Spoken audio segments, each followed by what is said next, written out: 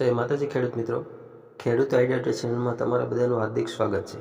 તો મિત્રો, સરકાર દ્વારા છે તો કે જે બજેટ બહાર પાડવામાં આવ્યું છે તેમાં છે તો કે ખેડૂતોને શું શું લાભ મળવાપાત્ર છે તો તે છે તો કે આપણે આ વિડીયોમાં જોવાના છીએ। તો વિડીયો છે તો કે છેલ્લે સુધી જરૂરથી જોજો અને વિડીયોને લાઇક શેર અને સબસ્ક્રાઈબ કરી દેજો અને વિડીયો છે તો કે બીજા મિત્રોને શેર કરી દેજો। તો ચાલો હવે આપણે આગળ વિડીયોની શરૂઆત કરીએ। નાણામંત્રી નિર્મલા સીતારમણે બજેટ 2026માં છે તો કે કૃષિ ક્ષેત્રે ખેડૂતો માટે છે તો કે એક મહત્વની જાહેરાત કરી છે। આ બજેટમાં છે તો કે કૃષિ ઉત્પાદકતા વધારવા, ઉચ્ચ મૂલ્યવાળા પાકોને પ્રોત્સાહન આપવા અને મત્સ્ય ઉદ્યોગ તથા પશુપાલન જેવા ક્ષેત્રોમાં છે રોજગારીનું છે તો કે સર્જન કરવા પર ભાર મૂકવામાં આવ્યો છે। આ કૃષિ ક્ષેત્ર માટે છે તો કે 1.62 લાખ કરોડ રૂપિયાથી પણ વધુની છે તો કે ફાળવણી કરવામાં આવી છે, જે ગયા વર્ષ કરતાં છે આશરે 7% વધુ છે।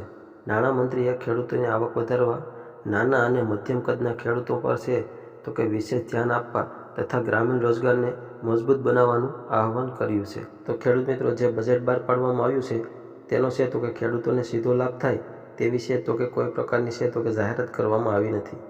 જેમ કે આપણને જે PM કિસાનનો જે વાર્ષિક 6,000નો હપ્તો મળે છે તેને બદલે છે તો કે હવે 10,000નો મળશે।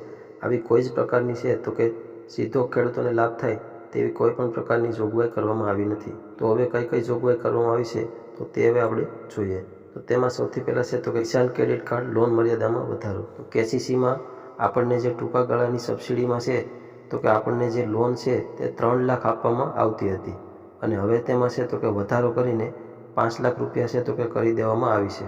આનાથી છે તો કે લાખો ખેડૂતો, માછીમારો અને ડેરી સાથે સંકળાયેલા ખેડૂતોને છે તો કે સરળ અને સસ્તું ધિરાણ મળશે, જેનાથી છે તો કે કૃષિમાં રોકાણ વધશે। ત્યાર પછી બીજું છે કાજુ, કોક, સંદન, નાળિયેર જેવા હાઈ વેલ્યુવાળા પાકોને છે તો કે પ્રોત્સાહન આપવું।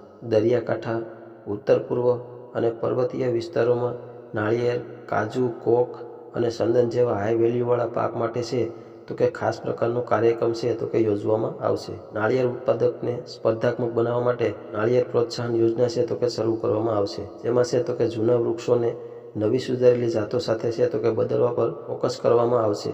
તેનાથી છે તો કે ખેડૂતોની આવક વધશે અને નિકાસ ક્ષમતા છે તો કે મજબૂત બનશે।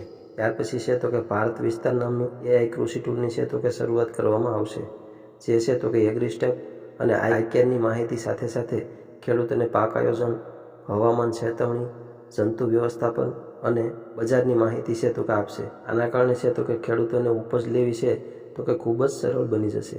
તો આ વખતના બજેટમાં છે તો કે આટલી બાબતોનો છે તો કે સમાવેશ કરવામાં આવ્યો છે। તો આ વિડીયોમાં આટલું જ, હવે મળશું આપણે એક નવા વિડીયોમાં।